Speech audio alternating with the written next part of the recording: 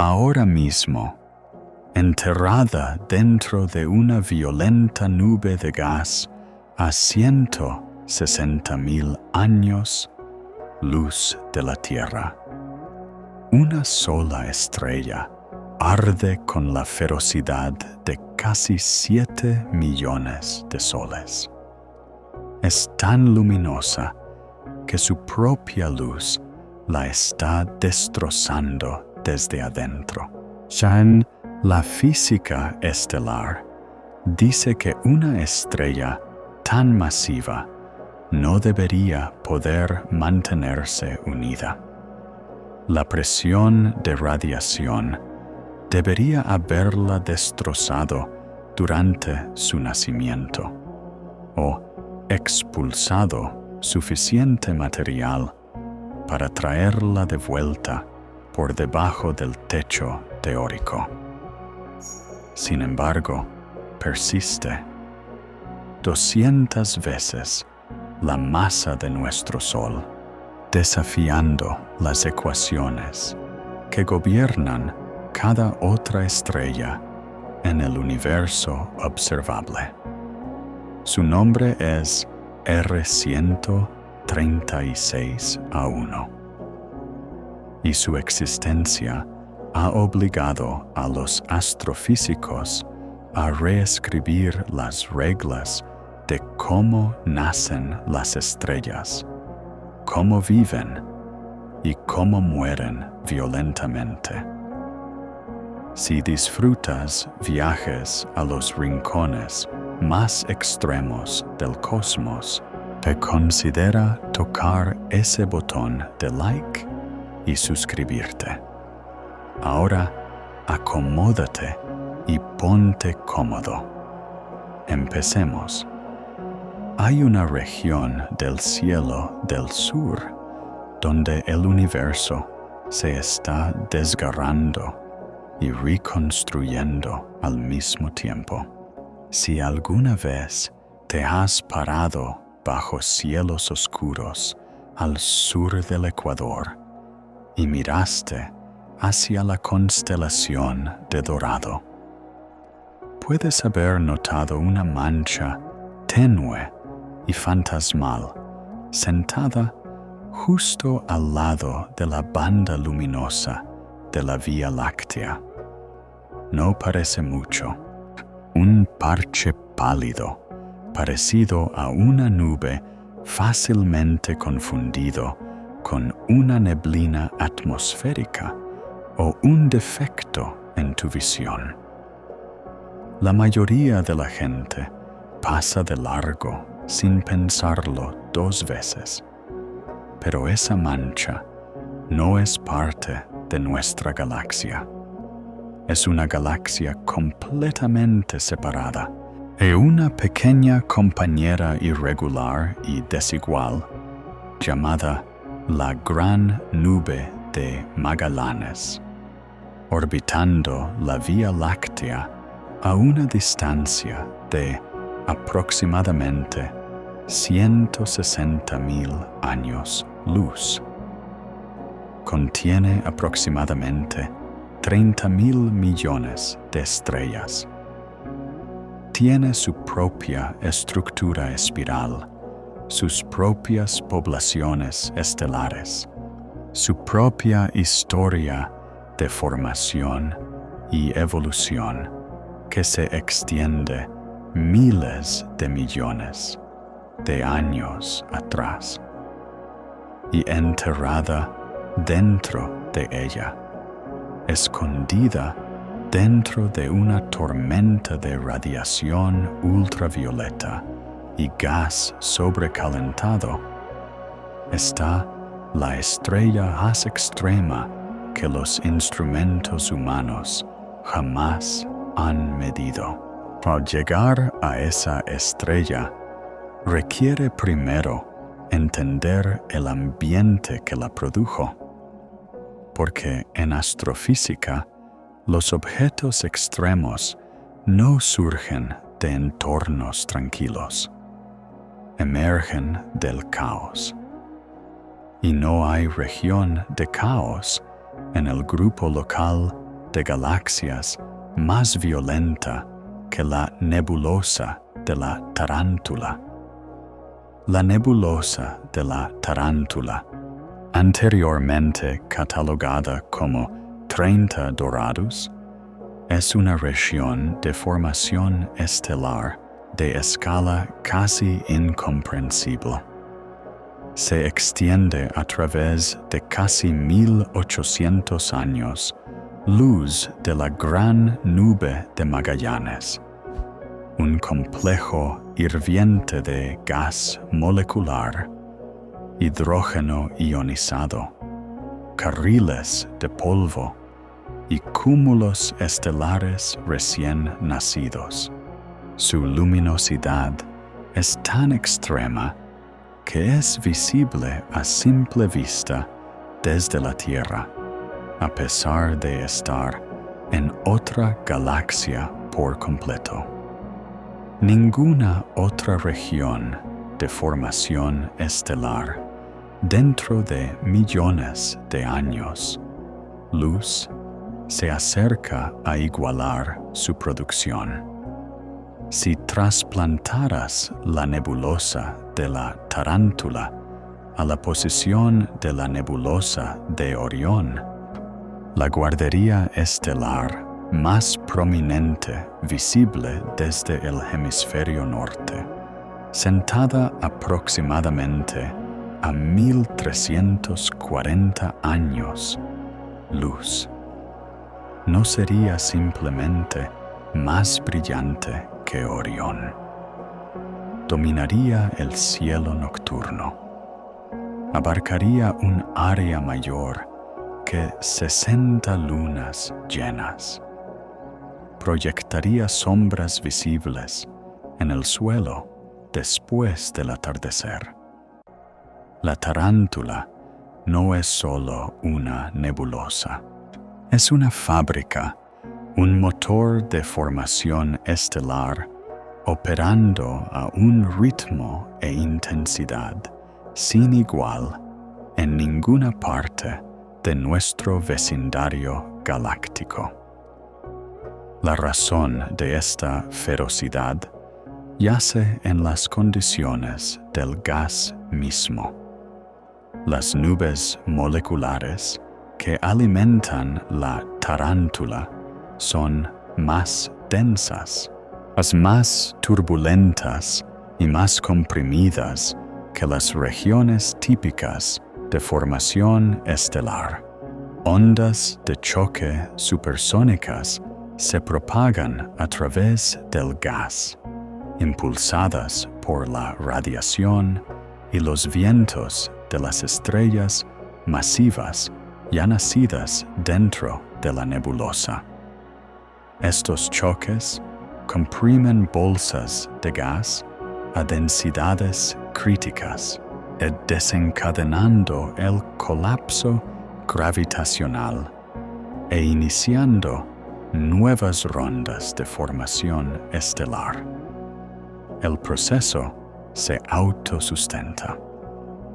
Las estrellas masivas se forman, bombardean sus alrededores con radiación ultravioleta y vientos estelares rápidos, comprimen nubes de gas cercanas y desencadenan el nacimiento de estrellas aún más masivas. Es un ciclo de retroalimentación funcionando a máxima velocidad y ha estado operando durante varios millones de años. Dentro de la nebulosa de la tarántula yace una región de particular intensidad, el cúmulo ionizante central designado R136. El nombre no es notable. Una entrada de catálogo del Observatorio Radcliffe en Pretoria, Sudáfrica, asignada durante un estudio fotométrico de estrellas luminosas en las nubes de Magallanes, durante principios de los años 60. En ese momento, R-136 aparecía como una fuente única intensamente brillante, demasiado luminosa para cualquier estrella individual.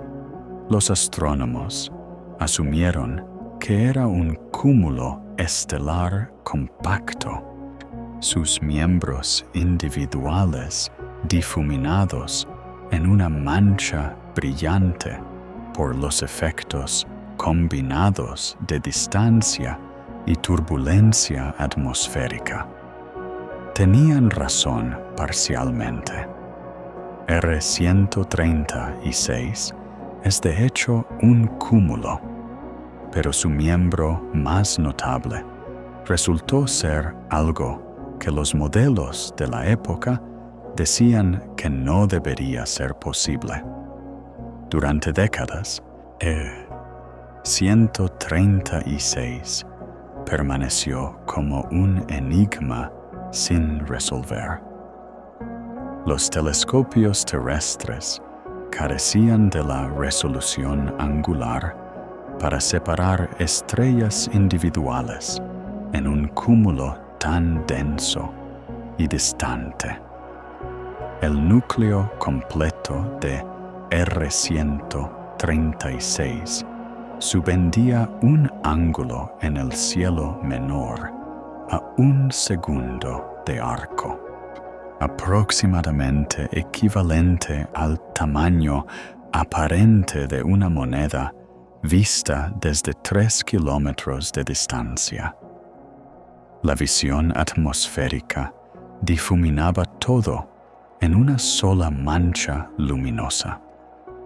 Los astrónomos podían medir el brillo total y el espectro del cúmulo, pero no podían determinar si esa luz provenía de una estrella extraordinaria, de 2 estrellas moderadamente extraordinarias o una docena de meramente impresionantes. El avance llegó con el telescopio espacial Hubble, orbitando por encima de la atmósfera terrestre. Hubble podía resolver estrellas individuales en el núcleo de R-136 por primera vez. Las observaciones a mediados de los años 90, usando las cámaras de alta resolución de Hubble, revelaron la verdadera naturaleza del cúmulo. Un enjambre denso de docenas de estrellas extremadamente masivas, extremadamente calientes, extremadamente luminosas, empaquetadas en un volumen de solo unos pocos años luz de diámetro. La densidad estelar en el núcleo de R-136 se estima en varios miles de estrellas por parsec cúbico, aproximadamente 200 veces más densa que una asociación o B típica y decenas de miles de veces más abarrotada que el vecindario solar, donde la densidad es aproximadamente 0.1 estrellas por parsec cúbico. Estrellas que cada una individualmente se clasificarían entre las más masivas de la Vía Láctea, están amontonadas en un espacio tan apretado que las interacciones gravitacionales entre ellas no son solo posibles, sino inevitables. Entre esta población extraordinaria, una estrella destacaba, designada R-136A1, el componente más brillante de la concentración central del cúmulo. Fue señalada casi inmediatamente como inusual. Su espectro mostraba las líneas de emisión características de una estrella Wolf-Rayet. Características amplias y poderosas producidas por gas en movimiento rápido en un viento estelar extremadamente denso. Pero su luminosidad era mucho mayor que cualquier estrella Wolf-Rayet previamente observada. Incluso contabilizando la posibilidad de que pudiera ser una binaria, dos estrellas orbitando tan cerca que su luz se mezclara en una sola fuente. Los números eran extraordinarios. Las estimaciones iniciales colocaron su luminosidad en el rango de varios millones de veces la del Sol. Ninguna categoría establecida de estrella podía acomodar cómodamente un objeto tan brillante. El estudio definitivo llegó en 2010. Un equipo dirigido por Paul Crowther en la Universidad de Sheffield combinó imágenes ultravioleta del telescopio espacial Hubble con datos espectroscópicos del Very Large Telescope en la instalación Paranal del Observatorio Europeo Austral en Chile. Modelaron la atmósfera estelar de R136A1 usando códigos sofisticados de transferencia radiativa que simulan cómo los fotones interactúan con el gas caliente, denso y en expansión del viento estelar. Al hacer coincidir el espectro observado con sus modelos, derivaron los parámetros fundamentales de la estrella: temperatura superficial, luminosidad, radio, tasa de pérdida de masa y, más críticamente, masa. El resultado envió un temblor a través de la comunidad astrofísica. El equipo de Crowther estimó la masa actual de R136A1 en aproximadamente 265 veces la de nuestro Sol, teniendo en cuenta la masa ya perdida a través de su feroz viento estelar durante su vida. La masa de nacimiento implícita excedía 300 masas solares. El artículo apareció en los avisos mensuales de la Sociedad Astronómica Real y rápidamente generó titulares alrededor del mundo. La estrella más masiva jamás descubierta, destrozando récords por un amplio margen. Pero los titulares y la ciencia operan bajo estándares diferentes. La comunidad astrofísica recibió el resultado con una combinación de genuino entusiasmo y riguroso escepticismo.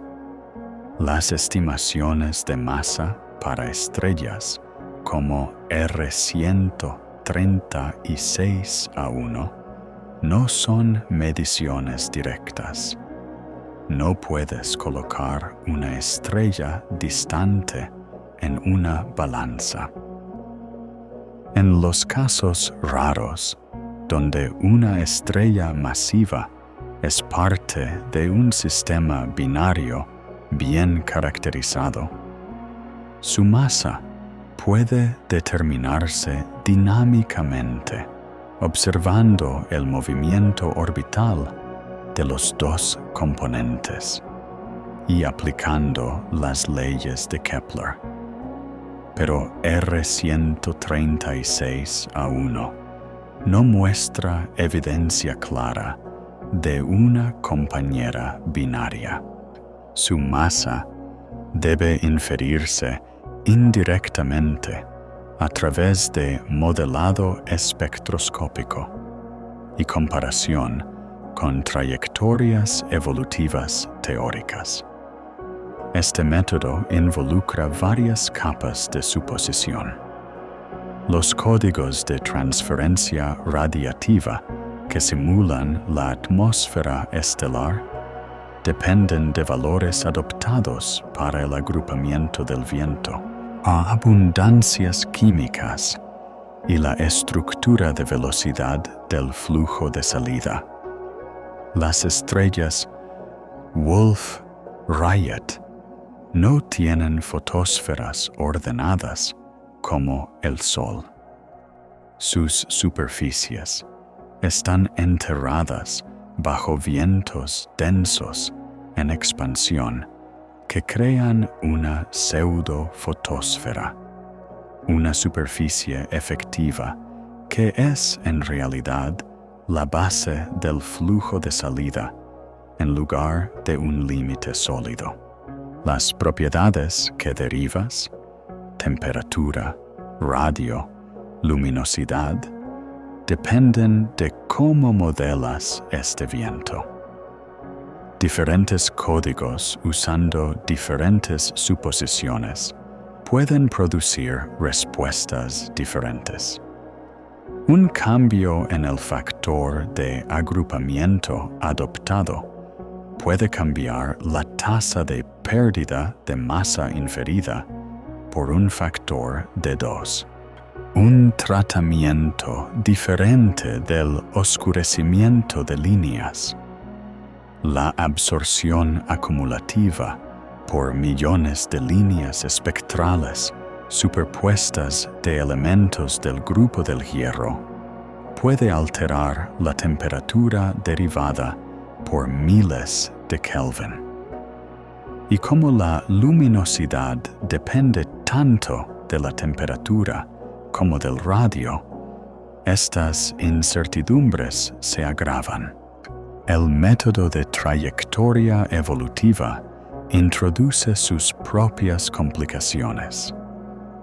Los códigos de evolución estelar predicen cómo debería aparecer una estrella de una masa inicial, dada en cada etapa de su vida. Su temperatura, luminosidad, decomposición superficial e historia de pérdida de masa a medida que envejece y quema su combustible nuclear. Al hacer coincidir las propiedades observadas de R136A1 con estas trayectorias, los astrónomos pueden estimar dónde se encuentra actualmente la estrella en su viaje evolutivo e inferir su masa.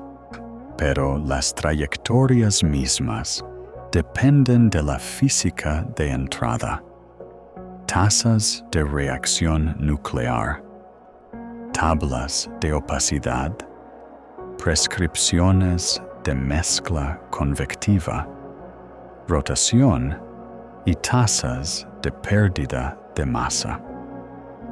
Diferentes grupos, usando diferentes físicas de entrada, producen trayectorias diferentes, que producen estimaciones de masa diferentes para la misma estrella observada.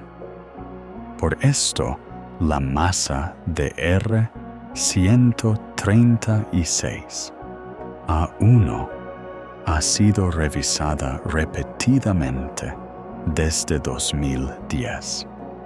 Estudios posteriores, usando modelos de atmósfera actualizados, prescripciones de agrupamiento revisadas y cálculos de opacidad mejorados, trajeron la estimación de masa hacia abajo desde las iniciales 265 masas solares. El estudio espectroscópico Flames, Tarántula, una campaña de referencia que observó más de 800 estrellas masivas a través de toda la región de 30 Doradus, te proporcionó espectros multiépoca de alta calidad que permitieron a los investigadores aplicar modelado consistente a R136A1 y sus hermanos del cúmulo. Usando tanto los códigos de transferencia radiativa C, F, como PO con física actualizada, el equipo del estudio derivó una masa actual más cercana a 200 masas solares. Luego llegó el telescopio espacial James Webb. En 2023 y 2024, el espectrógrafo de infrarrojo cercano de Webb observó el núcleo de R136 en longitudes de onda que Hubble no podía acceder. La luz infrarroja penetra el viento estelar denso más efectivamente que la radiación ultravioleta u óptica, sondeando más profundo en la estructura del flujo de salida y proporcionando restricciones más ajustadas en el perfil de densidad del viento, geometría de agrupamiento y velocidad terminal. Estos datos permitieron a los investigadores romper parcialmente las degeneraciones que habían afligido esfuerzos de modelado anteriores. Las estimaciones de masa publicadas desde 2022 han colocado a R136 A1 en aproximadamente 200 masas solares en algunos análisis y tan alto como 290 en otros. Dependiendo del código de atmósfera, la abundancia de helio adoptada y si la masa se deriva del modelado espectroscópico o de trayectorias evolutivas. El rango abarca aproximadamente 170 a casi 300 masas solares, una dispersión que refleja incertidumbre genuina en la física subyacente más que imprecisión en los instrumentos. Incluso el extremo inferior de ese rango, 170 masas solares, es extraordinario. Coloca a R136 A1 muy por encima del techo teórico clásico para la masa estelar. El extremo superior se acerca a los límites revisados de simulaciones de formación modernas. Y cada análisis, independientemente de la metodología, concuerda en un punto fundamental. R136 A1 es la estrella más masiva con una medición de masa derivada espectroscópicamente confiable. Otros candidatos existen.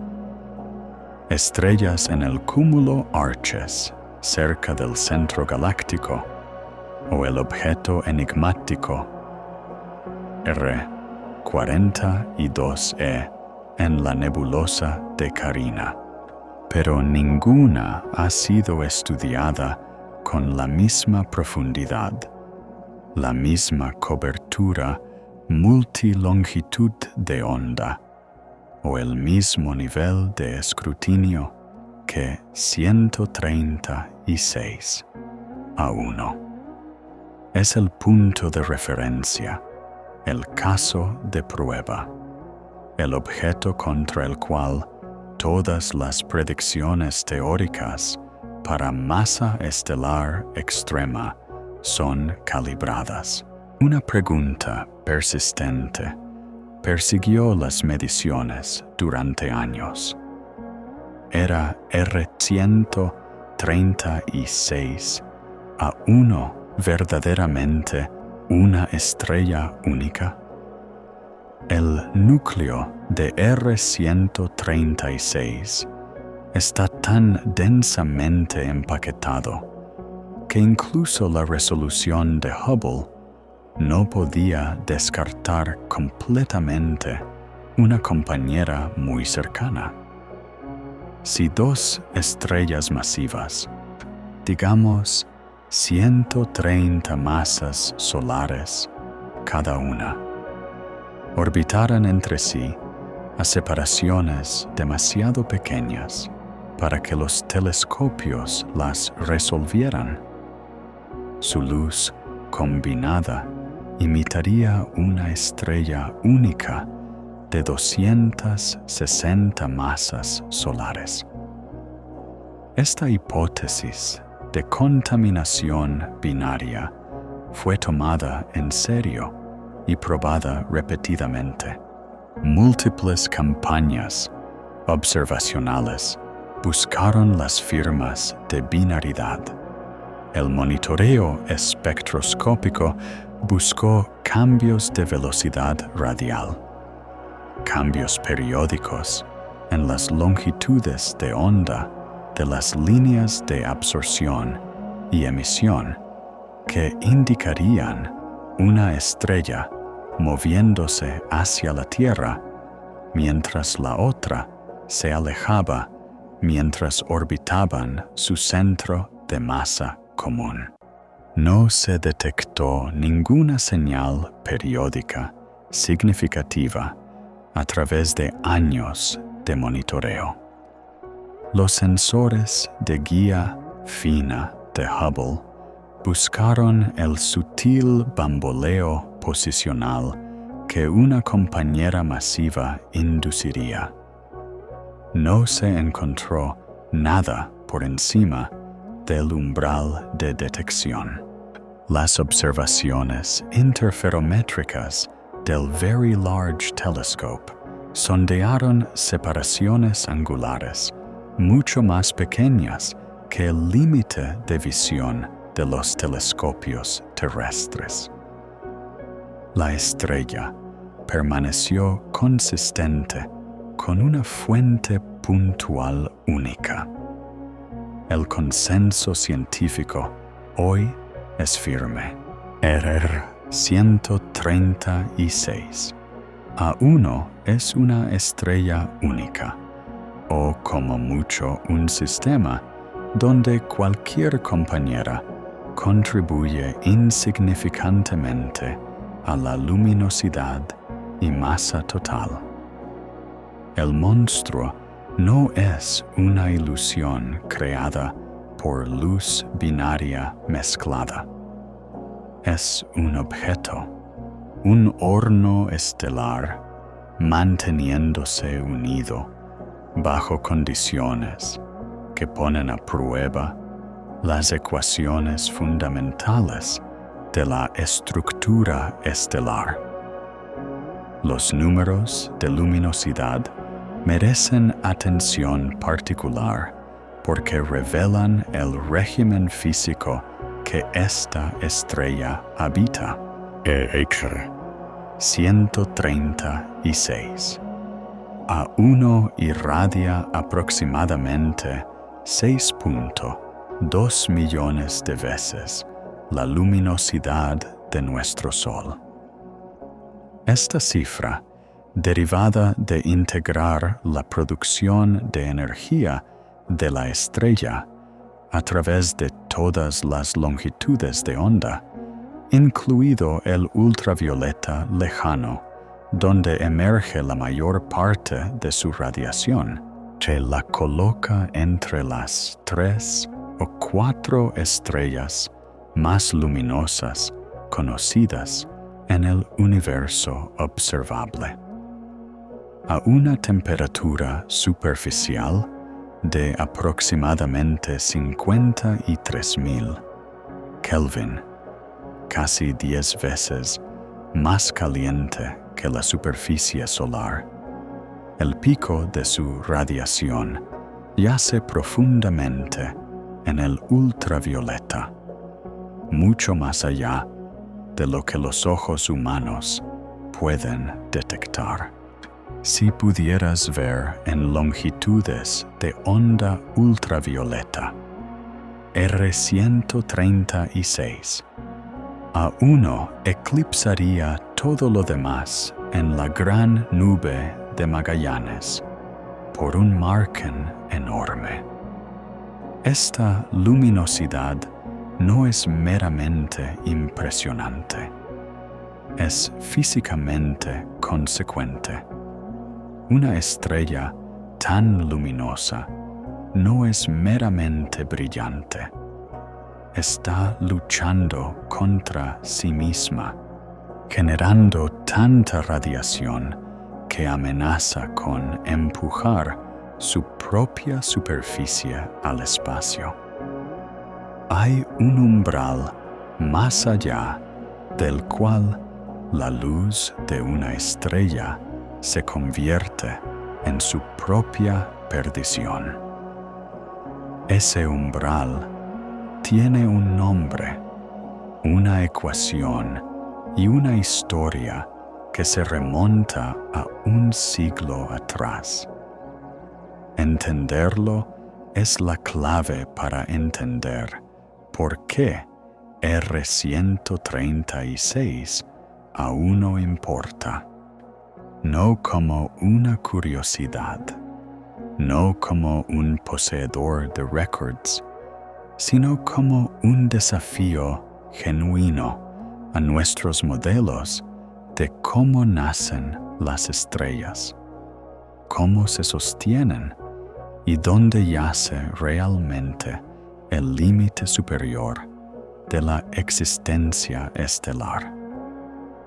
En 1916, Arthur Stanley Eddington se sentó en la tranquilidad del Observatorio de Cambridge y comenzó a lidiar con una pregunta que definiría la astrofísica estelar durante el próximo siglo.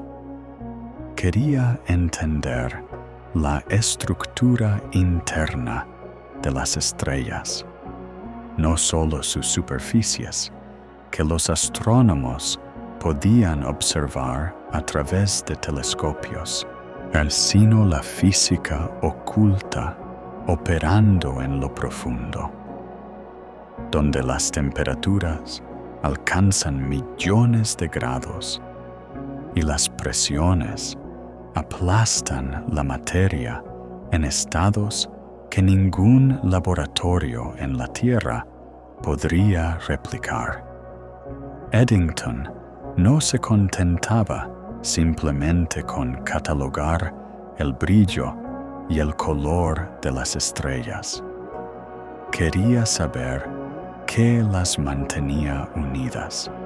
Y al perseguir esa pregunta, descubrió algo profundo. Las estrellas llevan dentro de ellas el mecanismo de su propia destrucción. La perspicacia fue engañosamente simple. Una estrella genera energía a través de reacciones nucleares en su núcleo. Esa energía toma la forma de fotones, partículas de luz, que llevan tanto energía como momento. A medida que estos fotones viajan hacia afuera, desde el núcleo hacia la superficie, interactúan con el material estelar que atraviesan. Son absorbidos por átomos, reemitidos, dispersados por electrones, redirigidos y retrasados. Con cada interacción, transfiere una cantidad diminuta de momento del fotón a la materia que golpea. Un fotón empujando un átomo es insignificante, pero en el núcleo de una estrella masiva, billones y billones de fotones fluyen hacia afuera cada fracción de segundo, cada uno entregando un empuje microscópico al gas que encuentra. El efecto acumulativo de todos esos pequeños empujones es una fuerza macroscópica, presión de radiación, dirigida hacia afuera, oponiéndose al tirón hacia adentro de la gravedad. Eddington se dio cuenta de que para cualquier masa dada de estrella existe una luminosidad en la cual la presión de radiación hacia afuera equilibra exactamente el tirón gravitacional hacia adentro en la superficie estelar. Por debajo de esta luminosidad, la gravedad gana. La estrella se mantiene unida cómodamente, que sus capas externas, presionadas hacia adentro por fuerza gravitacional, que supera cómodamente el empuje de fotones hacia afuera. Por encima de esta luminosidad, la radiación gana. Los fotones empujan el material superficial hacia afuera más rápido de lo que la gravedad puede tirar de él hacia atrás. Las capas externas de la estrella son expulsadas. La estrella no puede mantener su estructura. Comienza a desintegrarse de afuera hacia adentro. Esta luminosidad crítica se llama la luminosidad de Eddington, y el límite correspondiente en masa se llama el límite de Eddington. Las matemáticas son elegantes. La luminosidad de Eddington depende solo de dos cantidades: la masa de la estrella y la opacidad del material estelar, una medida de cuán efectivamente la materia absorbe y dispersa la radiación. Mayor masa significa gravedad más fuerte, lo que permite una luminosidad de Eddington más alta antes de que la radiación la abrume.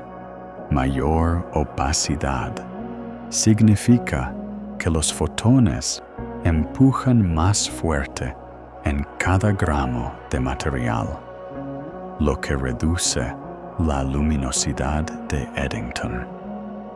La ecuación equilibra la gravedad contra la presión de radiación y traza una línea que ninguna estrella estable debería poder cruzar.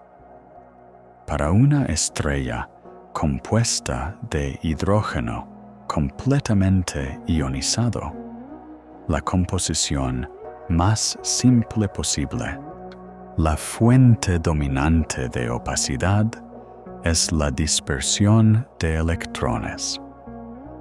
Los electrones libres en el plasma estelar dispersan fotones eficientemente, transfiriendo momento del campo de radiación al gas. Esta opacidad de dispersión de electrones es casi constante independientemente de la temperatura o densidad, lo que le da al límite de Eddington una forma limpia y predecible. Para una estrella de 100 masas solares, la luminosidad de Eddington resulta aproximadamente 3.2 millones de veces la luminosidad del Sol. Para 200 masas solares, es aproximadamente 6.4 millones de luminosidades solares. Fr 136. A1, con su luminosidad cerca del valor de Eddington para una estrella de su masa, está ardiendo aproximadamente al 70 al 80% de ese umbral crítico. Lo suficientemente cerca que incluso perturbaciones modestas podrían empujar las capas externas hacia la inestabilidad. Está operando casi exactamente en el umbral donde su propia luz podría destrozarla. Esta proximidad al límite no es una coincidencia, es una consecuencia directa de cómo la luminosidad estelar escala con la masa. Para estrellas de secuencia principal, en el rango de masa intermedia, entre aproximadamente 2 y 50 masas solares, la luminosidad aumenta aproximadamente como la masa elevada a la potencia de 3.5. Esto significa que duplicar la masa produce aproximadamente 11 veces la luminosidad. Triplicar la masa produce alrededor de 47 veces la luminosidad. La relación es empinada, pero manejable a masas moderadas. Pero a medida que la masa sube por encima de 50 masas solares, la relación luminosidad-masa se empina aún más debido al creciente dominio de la presión de radiación en el interior estelar. Por encima de aproximadamente 100 masas solares, la relación se acerca a algo más cercano a una proporcionalidad lineal. La luminosidad escala casi directamente con la masa en lugar de como una ley de potencia empinada. Este aplanamiento ocurre porque la presión de radiación se convierte en el mecanismo de soporte dominante en el interior estelar. La estrella ya no está soportada principalmente por la presión térmica del gas caliente. Está sostenida por la fuerza pura de su propia luz, empujando hacia afuera contra la gravedad. La estructura interna se vuelve dominada por radiación. La luminosidad básicamente se acerca al valor de Eddington. Esta convergencia entre luminosidad real, luminosidad de Eddington, es lo que crea el techo efectivo de masa. A medida que agregas masa a una estrella, su luminosidad se acerca al límite de Eddington, más y más de cerca.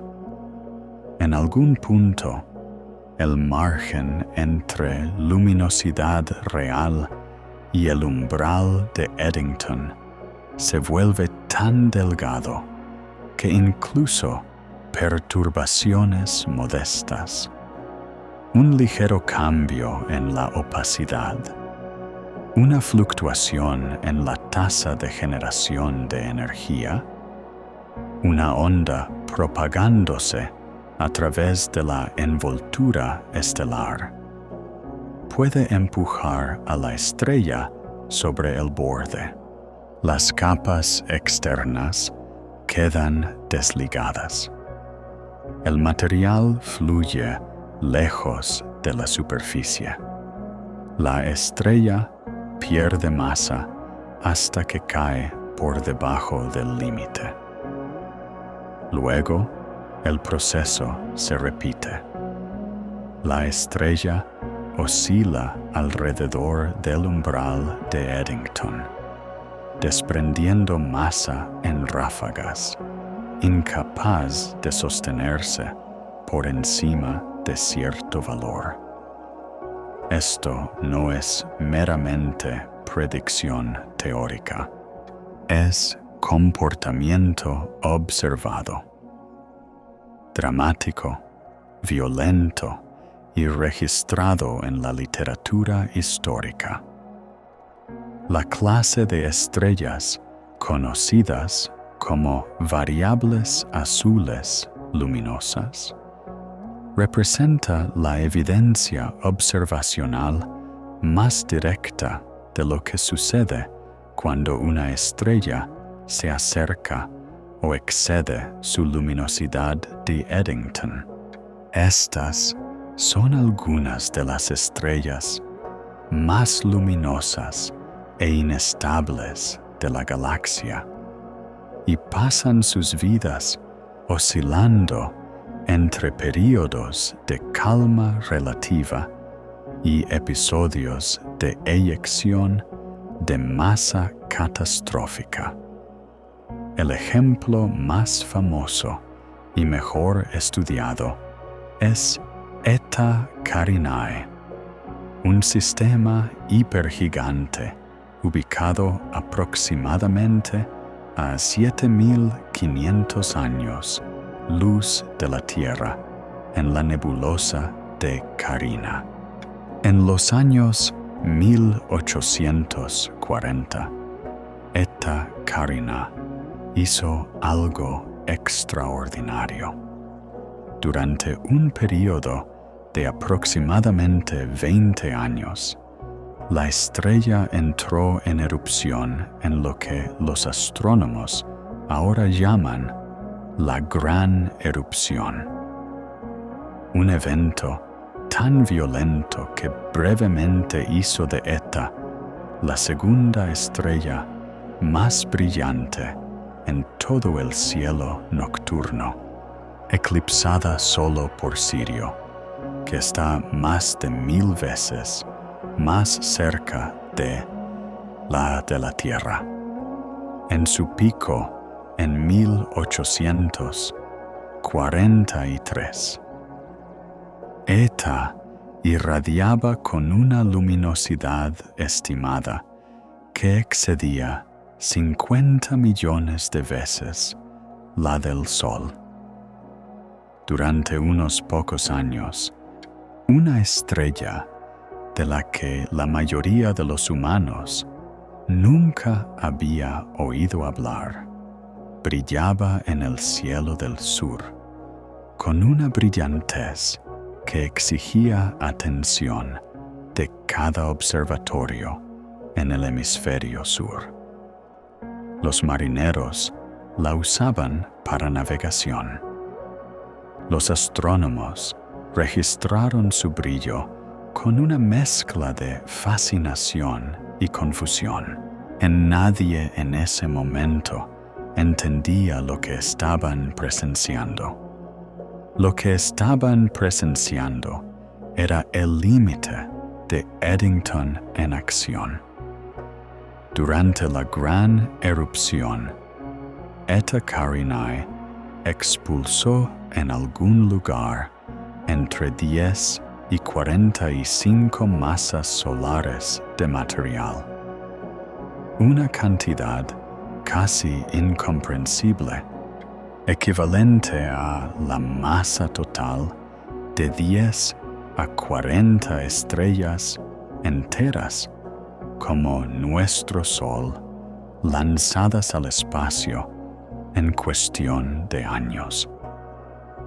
Este material no simplemente se evaporó, fue expulsado hacia afuera a velocidades que exceden 600 kilómetros por segundo, formando una nube masiva en expansión de gas y polvo que todavía es visible hoy. Esa nube, conocida como la nebulosa Homúnculo, es uno de los objetos más fotografiados en astronomía moderna. Consiste en dos enormes lóbulos bipolares, cada uno aproximadamente de 1 año luz de diámetro, expandiéndose hacia afuera desde la estrella central como las 2 mitades de un reloj de arena. Los lóbulos son ricos en nitrógeno, una firma de material procesado por CN o dragado desde lo profundo del interior de la estrella durante la erupción. La energía total liberada durante la gran erupción se acercó a la de una supernova. Sin embargo, la estrella sobrevivió. Eta no explotó. Desprendió una fracción significativa de su masa que se atenuó dramáticamente en las décadas siguientes a la erupción y luego se estableció en una luminosidad menor, pero aún extraordinaria.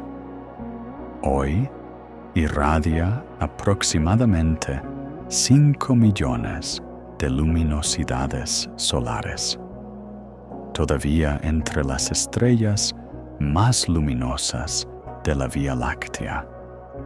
Ha experimentado erupciones más pequeñas desde la gran erupción, incluido un evento menor en los años 1890, sugiriendo que la estrella continúa coqueteando con la inestabilidad.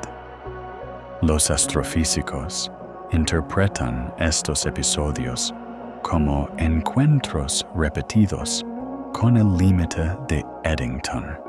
La luminosidad de la estrella periódicamente se acerca o excede el umbral donde la presión de radiación abruma la gravedad en la superficie.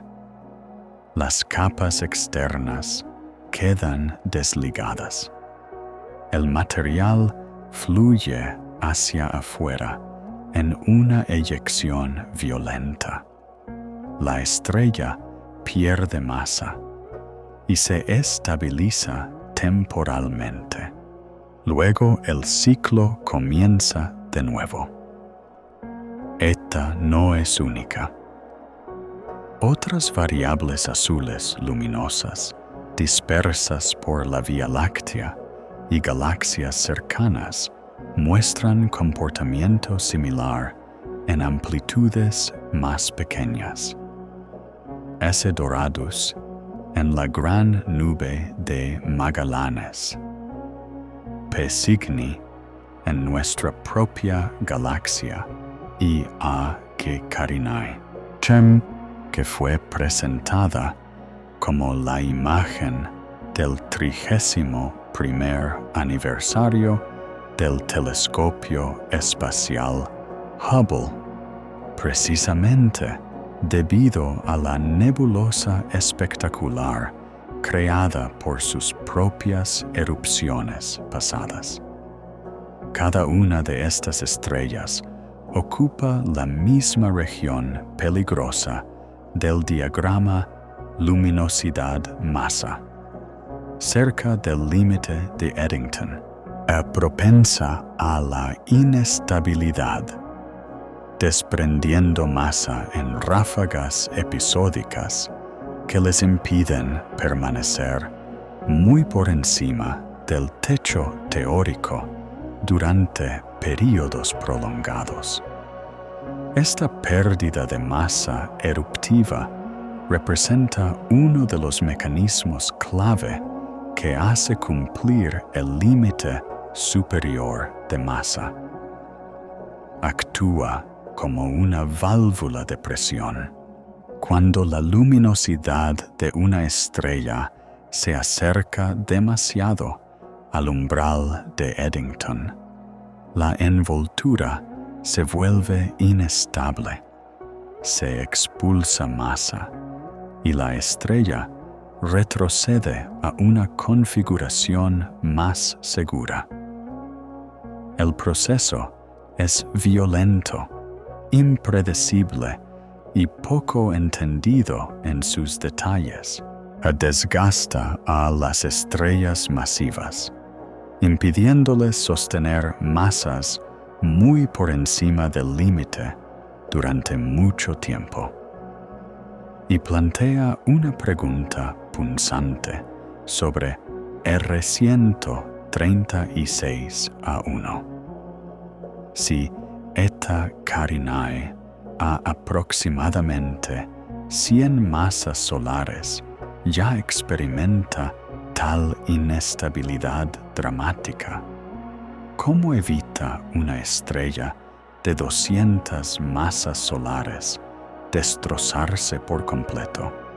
Entender por qué el techo existe en un valor de masa específico requiere seguir la energía desde su fuente nuclear hasta la superficie estelar. Los motores que impulsan las estrellas más masivas difieren fundamentalmente de aquellos que alimentan estrellas como nuestro Sol.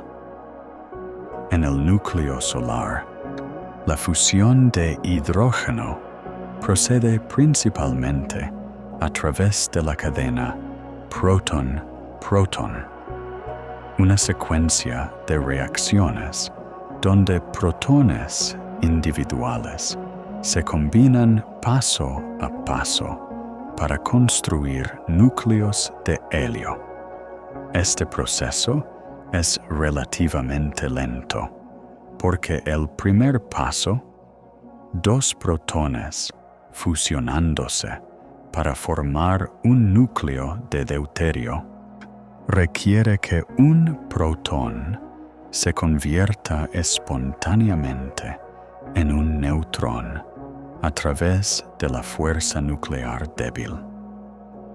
La tasa de reacción es modesta, por lo que el Sol arde constantemente y continuará haciéndolo durante miles de millones de años.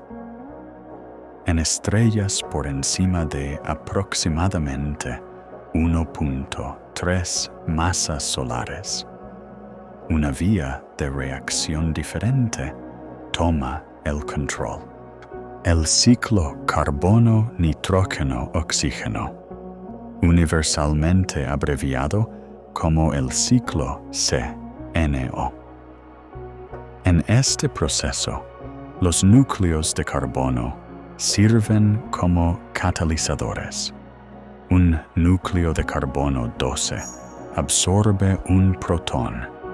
Se transforma a través de una serie de pasos intermedios que involucran isótopos de nitrógeno y oxígeno, y eventualmente regresa a carbono 12 mientras libera un núcleo de helio 4 como producto neto.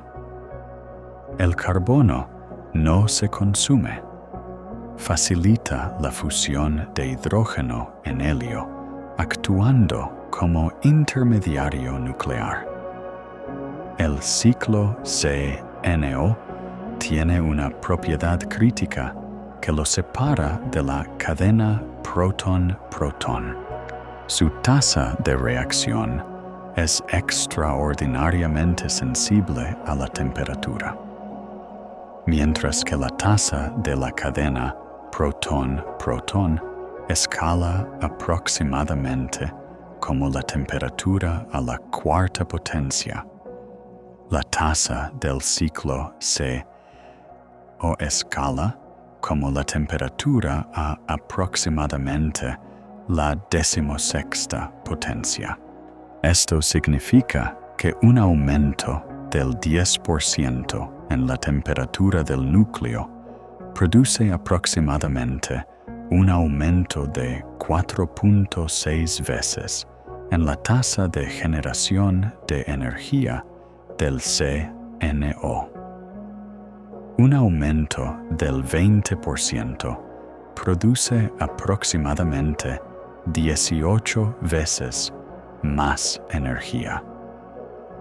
La sensibilidad es extrema. Esta dependencia de temperatura tiene una consecuencia estructural. En una estrella alimentada principalmente por el ciclo CNO, la generación de energía se concentra en una región central muy pequeña, donde las temperaturas son más altas. La luminosidad producida en este núcleo diminuto es tan intensa en relación al volumen a través del cual debe pasar que la radiación sola no puede transportarla hacia afuera eficientemente. El gradiente de temperatura se vuelve demasiado empinado. El gas se vuelve convectivamente inestable. Globos calientes de material suben. Globos fríos se hunden. Y corrientes convectivas turbulentas llevan energía hacia afuera a través del movimiento en masa del gas, en lugar de a través de difusión de fotones. Los núcleos de estrellas masivas son convectivos, calderos agitados donde el material procesado nuclearmente se mezcla hacia afuera y el hidrógeno fresco se arrastra hacia adentro. Este núcleo convectivo tiene un impacto directo en el límite de masa de la estrella. La mezcla convectiva trae combustible fresco a la región de quema, permitiendo que la estrella sostenga tasas de generación de energía más altas de lo que podría si el núcleo fuera puramente radiativo. pero también significa que la luminosidad de la estrella está controlada por la masa total del núcleo convectivo, que en sí misma crece con la masa estelar. A medida que la masa total de la estrella aumenta, el núcleo convectivo abarca una fracción mayor del volumen estelar total. Para las estrellas más masivas, el núcleo convectivo puede extenderse a más del 80% de la masa total de la estrella. Casi toda la estrella participa en la quema nuclear, o ya sea directamente o a través del transporte convectivo de material procesado. Por encima del núcleo convectivo yace la envoltura estelar, las capas externas que no están quemando combustible nuclear activamente, pero a través de las cuales la tremenda luminosidad generada abajo debe pasar. En las estrellas más masivas, esta envoltura está soportada casi completamente por presión de radiación. La contribución de presión del gas se vuelve subordinada. La envoltura existe en un estado precario. Una cáscara relativamente delgada de material suspendida sobre el horno nuclear por el empuje hacia arriba de los fotones que fluyen a través de ella. Aquí es donde la opacidad se vuelve decisiva. La opacidad del material estelar no es constante. Varía con la temperatura, densidad y composición química.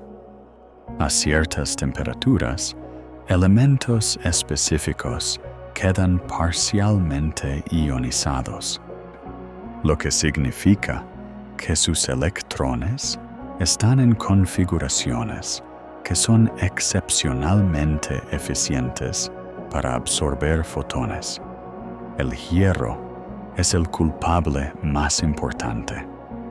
A temperaturas cerca de 150.000 a 200.000 Kelvin, los iones de hierro poseen configuraciones de electrones que crean un bosque de líneas de absorción superpuestas.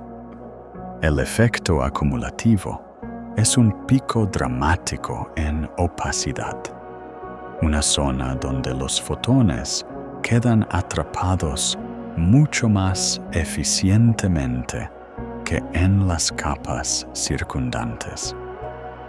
Este pico de opacidad de hierro, ubicado en las capas subsuperficiales de las estrellas más masivas, crea un cuello de botella para el transporte de energía.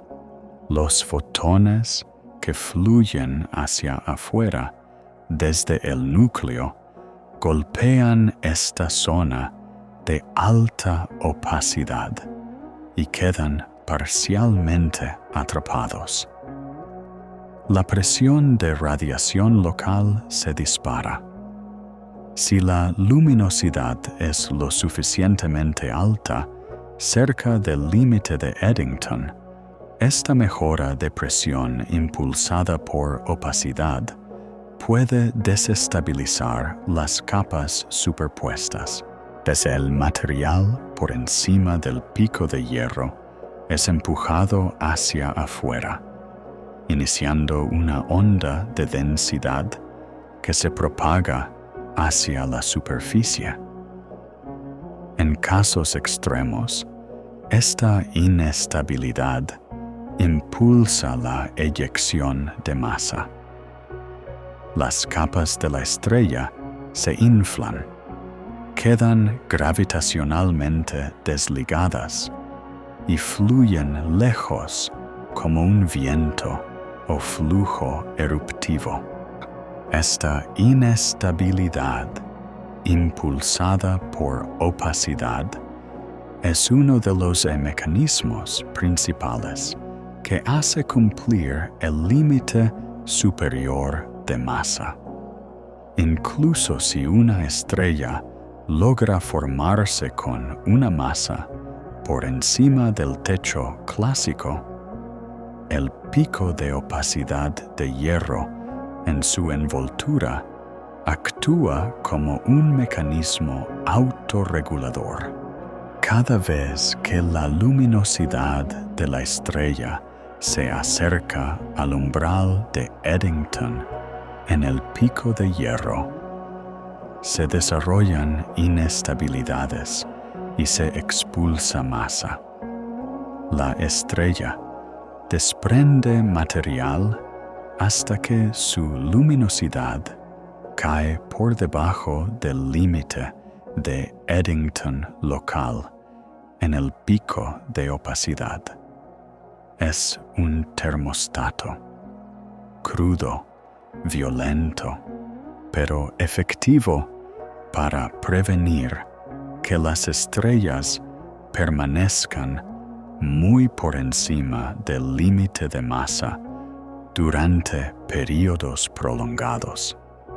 Esto nos lleva al segundo gran aplicador del techo de masa: la pérdida de masa a través de vientos estelares impulsados radiativamente. Cada estrella con una temperatura superficial por encima de aproximadamente 25.000 Kelvin produce un flujo continuo de material acelerado por presión de radiación en líneas de absorción espectral. El mecanismo es distinto de la presión de radiación en masa descrita por el límite de Eddington. Aquí, fotones individuales son absorbidos por iones específicos en la atmósfera estelar, típicamente metales como hierro, carbono, nitrógeno y oxígeno, transfiriendo su momento a esos iones. Los iones acelerados colisionan con átomos circundantes de hidrógeno y helio, arrastrando toda la atmósfera hacia afuera. El resultado es un viento supersónico, fluyendo lejos de la superficie estelar, a velocidades que van de 1,000 a 3,000 kilómetros por segundo. La fuerza de este viento depende de varios factores. La luminosidad es primaria. Más fotones significa más momento disponible para impulsar el flujo de salida. La temperatura superficial importa porque determina qué iones están presentes y cuán eficientemente absorben radiación. Y la composición química es crucial porque el viento es impulsado por líneas de absorción de metales. Una estrella con más metales en su atmósfera tiene más líneas de absorción, que captura más momento de fotones e impulsa un viento más fuerte. Una estrella pobre en metales con menos iones absorbentes impulsa un viento más débil y retiene más de su masa. para las estrellas más masivas y luminosas en el universo local, las tasas de pérdida de masa a través de vientos estelares alcanzan valores casi difíciles de creer. Una estrella de 100 masas solares con una temperatura superficial de 45,000 Kelvin puede perder masa a una tasa de aproximadamente 10 a la menos 5 masas solares por año. Escrito, eso es una 100 milésima de masa solar anualmente. Aparentemente diminuto, pero acumulado durante una vida estelar de 2 a 3 millones de años. Suma 20 a 30 masas solares perdidas al viento.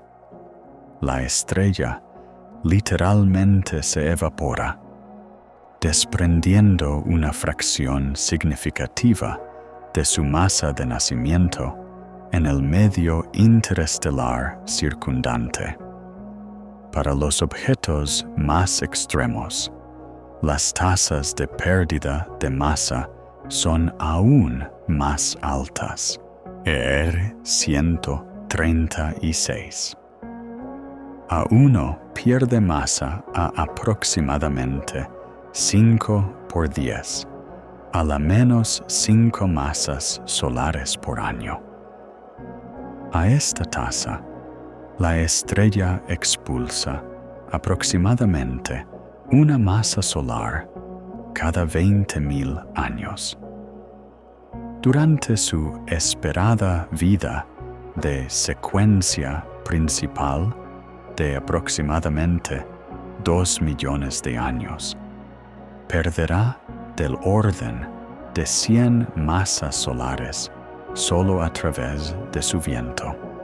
Potencialmente más si el viento era más fuerte antes en su vida, cuando la estrella era más masiva y más luminosa. Incluso si existen, el universo mismo les impide llegar aquí. Esta pérdida de masa, impulsada por el viento, crea un ciclo de retroalimentación que trabaja junto al límite de Eddington para hacer cumplir el techo de masa. Una estrella masiva se forma con una masa de nacimiento alta. Su luminosidad extrema impulsa un viento poderoso que comienza a arrancar material de la superficie inmediatamente. A medida que la estrella pierde masa, su luminosidad disminuye lentamente porque la luminosidad depende de la masa del núcleo convectivo, que está protegido de la pérdida de masa superficial. Pero durante millones de años, la masa del núcleo sí disminuye. La luminosidad cae y el viento se debilita. La estrella converge hacia una masa más baja donde puede sostenerse en equilibrio. La escala de tiempo de esta convergencia depende de la masa inicial y la tasa de pérdida de masa. Para una estrella nacida a 300 masas solares, con una tasa de pérdida de masa de 10 a la menos 4 masas solares por año, plausible para los objetos más extremos. La estrella desprendería 100 masas solares en 1 millón de años, llegando a 200 masas solares a media vida. Este es precisamente el régimen donde observamos R136A1, una estrella que pudo haber nacido significativamente más masiva de lo que es hoy, desgastada por su propio viento a una masa que, aunque todavía extraordinaria, es menor que su valor de nacimiento. La pregunta es cuánta masa se ha perdido y por lo tanto cuán masiva era la estrella al nacer. Esta pregunta suena directa, pero la respuesta depende de parámetros que están entre los más difíciles de medir en toda la astrofísica estelar. La tasa de pérdida de masa de R136A1, derivada del modelado espectroscópico, es aproximadamente 5 por 10 a la menos 5 masas solares por año. El cúmulo tiene aproximadamente 1 a 2 millones de años. Multiplica la tasa por el tiempo y obtienes una estimación cruda de la masa total perdida. Entre 50 y 100 masas solares, dependiendo de qué estimación de edad adoptes y si la tasa de pérdida de masa fue constante o varió durante la vida de la estrella. Si la masa actual es 200 masas solares y la estrella ha desprendido 75, la masa de nacimiento fue aproximadamente 275 masas solares. Si desprendió 100, la masa de nacimiento se acercó a 300. Pero este cálculo asume que la tasa de pérdida de masa ha permanecido constante durante la vida de la estrella, lo cual es casi con certeza incorrecto. Cuando R136A1 era más joven, era más masiva y más luminosa. Mayor luminosidad impulsa un viento más fuerte. La tasa de pérdida de masa en los primeros cientos de miles de años de la vida de la estrella pudo haber sido significativamente mayor que la tasa que medimos hoy. Algunos modelos evolutivos sugieren que el viento fue 2 a 3 veces más fuerte durante la fase temprana de secuencia principal de la estrella, cuando estaba en masa pico y luminosidad pico. Si eso es correcto, la masa total desprendida durante la vida de la estrella podría exceder 120 masas solares. Se sienta en el límite superior absoluto de lo que cualquier simulación de formación actual puede producir, y solo bajo las condiciones más favorables imaginables. Incluso los modelos radiodinámicos tridimensionales más optimistas, aquellos que incorporan acreción de disco, penetración de grumos turbulentos y la opacidad reducida de un ambiente de metalicidad medio solar, luchan por ensamblar más de aproximadamente 300 masas solares, antes de que la retroalimentación de radiación termine el flujo de acreción. Una masa de nacimiento por encima de 300 empuja contra este techo sin margen de sobra. Aquí es donde la incertidumbre en el agrupamiento del viento se vuelve críticamente importante.